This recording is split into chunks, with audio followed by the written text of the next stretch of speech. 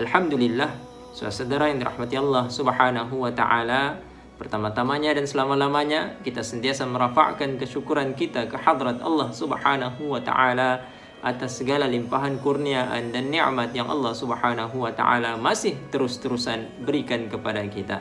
Dan alhamdulillah, antara salah satu nikmat yang kita perolehi pada masa ini adalah keberadaan kita di dalam bulan Ramadan, satu bulan yang Allah Subhanahu wa taala telah berikan dengan pelbagai kelebihan-kelebihan yang tertentu. Maka sepanjang keberadaan kita di dalam bulan ini, sebaik-baiknya kita memanfaatkan peluang yang Allah Subhanahu wa taala berikan kepada kita ini untuk meraih sebanyak-banyak ganjaran di sisi Allah Subhanahu wa taala. Tuan-tuan yang dirahmati Allah Subhanahu wa taala, di dalam bulan Ramadan ini salah satu kefarduan yang Allah Subhanahu wa taala telah tentukan kepada kita adalah amalan berpuasa.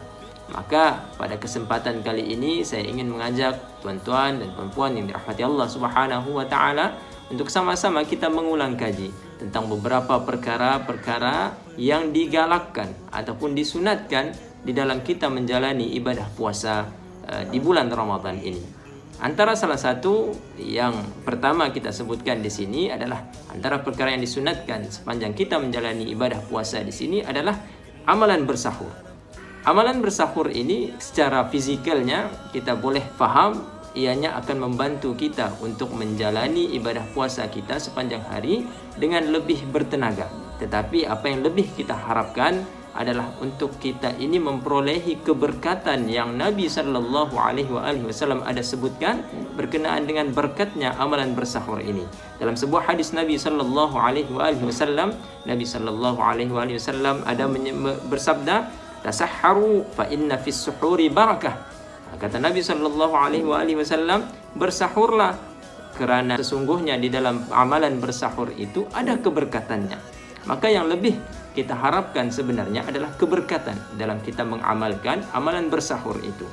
Yang kedua yang juga disunatkan ataupun digalakkan sepanjang kita mengamalkan ataupun menjalani ibadah puasa ini adalah takhirus sahur. Itulah mengakhirkan ataupun melewatkan amalan bersahur tadi. Kita digalakkan, yang pertama kita digalakkan untuk bersahur, dan juga yang dalam amalan bersahur itu juga digalakkan juga untuk melewatkannya. Yang maksudkan dengan melewatkan di sini bukanlah sewaktu ataupun sehingga masuknya waktu subuh, tidak. Yang dimaksudkan dengan melewatkan ini adalah melewatkan amalan bersahur sehingga hampir kepada waktu subuh. Pada masa sekarang ini lagi mudah, yaitulah kita sudah ditentukan waktu-waktu imsak. Maka sebaik-baiknya untuk mengambil amalan sunnah ini adalah kita bersahur itu sebelum masuknya waktu imsak, dekat-dekat masuk waktu imsak. Karena dalam sebuah hadis Nabi sallallahu alaihi wasallam ada mengajarkan kita. Kata Nabi sallallahu alaihi wasallam, seorang sahabat Nabi sallallahu alaihi wasallam pernah menceritakan, Sayyidina Zaid ibn Thabit radhiyallahu taala anhu, katanya kami pernah bersahur bersama-sama dengan Nabi sallallahu alaihi wasallam, kemudian baginda telah bangun untuk menunaikan salat. Seseorang telah bertanya, Sayyidina Zaid ibn Thabit ini bertanyakan tentang berapakah tempoh di antara azan dengan sahur yang telah dilaksanakan itu. Maka beliau menjawab, qadru 50 ayat, itulah kadar 50 ayat. 50 ayat bacaan Al-Quran, yang mana 50 ayat yang sederhana.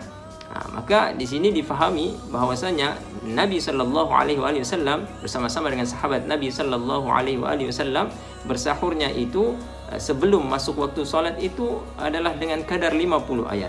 Maknanya masanya tidak terlalu lama. Maka kita boleh mengambil lebih kurang macam waktu imsak yang telah ditentukan pada masa ini. Perkara yang ketiga yang juga disunatkan ataupun yang juga digalakkan dalam kita mengamalkan ibadah puasa ini adalah ta'jilul fitr, yaitulah mempercepatkan berbuka puasa.